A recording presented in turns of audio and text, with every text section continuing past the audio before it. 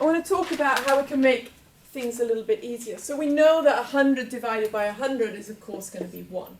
Okay? Another way of thinking about that is when we've got zeros at the last number here and zeros at the last number here, we can just sort of cancel them. Which gets quite useful when we come to things like 2000 divided by 100. 1 0 cancels with this 0 and this 0 cancels with this 0, giving us 20 divided by 1, which is 20. When it comes to this one then, how could we do this simply without actually doing the division? Well, the first thing we could do is cancel the zeros. This one cancelling against this one and this one cancelling against this one. Then we can think, how many times does 15 go into 45? 15, 30, 45. It goes 3 times. And there's 1 0 left over. So we can see that with quite easy methods of cancelling zeros, we can get the answer 30 here with division. Can we use this method? Because I've actually seen people try and do this in multiplication.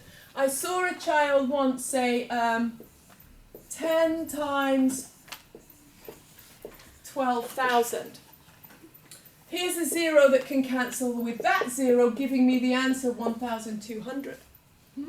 You can never cancel zeros in multiplication, only in addition. If we've got the number 12,000, and we've got 10 of them, 12,000 plus 12,000 plus 12,000, etc. You know that 10 times 12,000 is going to be 120,000. You get an extra 0 there, and you can't cancel.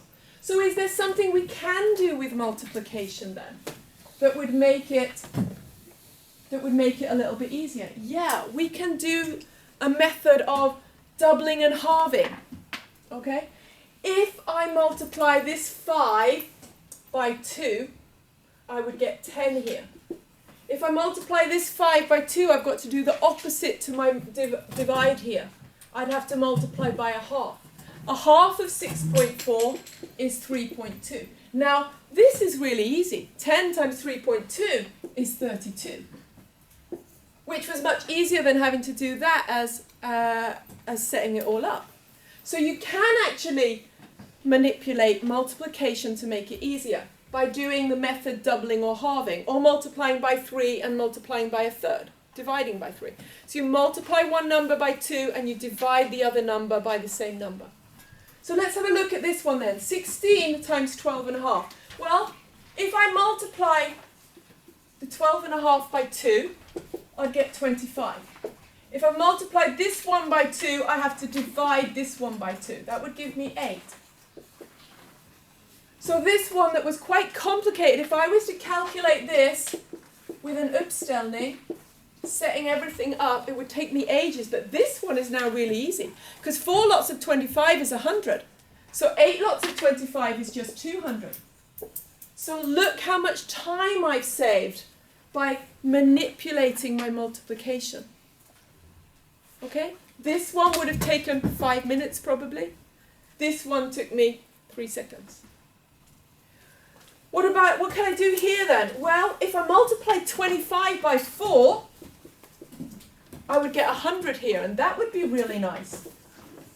So if I've multiplied the 25 by 4, I have to divide the 16 by 4, giving me 100 times 4 is 400. Okay? What can I do here when I've got a number with a lot of decimals? Well, if I multiplied this one by 1,000, I'd get the number 2. That would be nice and simple, wouldn't it? I'd get rid of all of those decimals. If I multiplied this one by 1,000, or just moved the decimal point 3 places this way, I have to move the decimal point 3 places backwards on this one. So it's the same as dividing by 1,000. So now I get, move the decimal point 3 places back, 2 times 4. So here I move the decimal place 3 times to the right. That's the same as multiplying by 1,000. This way, I move the decimal point 3 planes to the left. It's the same as dividing by 1,000, giving me the answer 2 times 4, which equals 8. So understanding this technique of simplifying multiplications by multiplying by one factor and dividing the other number by the other factor can make multiplication much quicker.